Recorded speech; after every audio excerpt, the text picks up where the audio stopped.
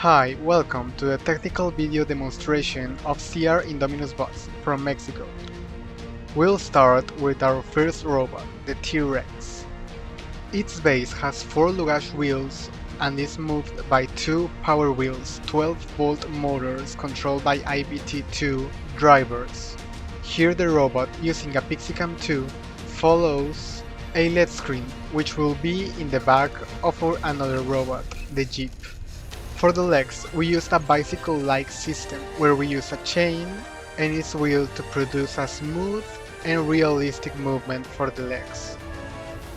For the tail, we use segmented PVC with a cord for smooth and fluid movement, pulling it with a jumbo servo motor. With the same system, in the neck we use power wheel motors for increased strength and elastic cores to keep it balanced. The mouth uses a servo and 3D designed parts.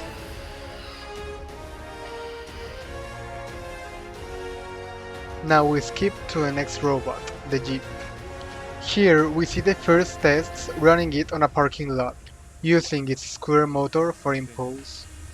On its finished form, we can control it manually with a steering wheel.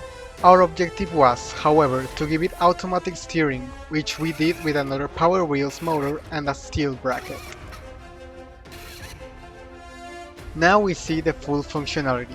Face detection with a mobile app designed by us, and Bluetooth to communicate with the Arduino, RFID magnetic car reading to simulate actual keys and even know if it's the correct one, along with lights and horn to emulate a real car as much as possible. Finally, we included machine vision to recognize signals, in this case circles of color. We could see how it only detected circles as it stops marking them once the figure is obstructed. It communicates with the Jeep's Arduino through wired serial communication. And we jump to the next robot, the humanoid Hammond. He has several sensors in his base. First, we see him reorienting himself with a compass sensor.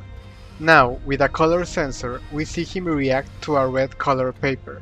As expected, he ignores materials of other color. Now we see another machine vision example, the Husky lens camera.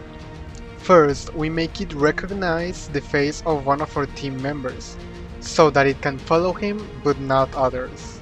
Now we see it working. It follows the face of the teammate that was scanned. However, as we can see now, when another teammate steps in, it doesn't recognize him, or rather it ignores him. Now another OpenMV is used. This one recognizes and reads QR codes which contain the names of our teammates. When it reads the wrong code, it flashes a red light. With the correct one, it flashes green, and the Arduino recognizes it and starts the choreography. Here we see the mechanical system of Hammond's arms. For it, we used servo motors and several 3D custom designed parts. Now the next system, constructed with aluminum, bearings and screws, and controlled with servo motors. Now an example of something we made in the pandemic during the quarantine, Hammond's eyes. They are 3D designed and printed and work with microservos. Later we included them in Hammond's hair. And now an entire robot we built at home during quarantine, the Mini Raptor. It uses a CO2 sensor to detect breath and an infrared camera that detects our teammates' hands. It has arms and mouth mechanism, and it actually used to have a microphone to work with.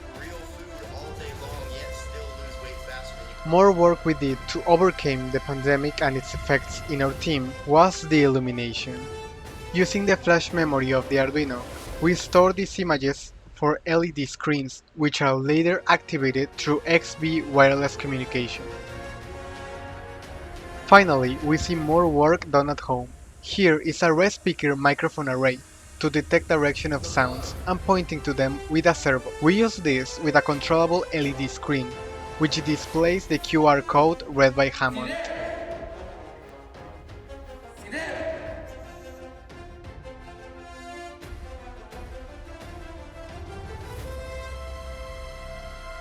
This concludes our technical demonstration. Thanks for watching and feel free to check our complete video material in the description.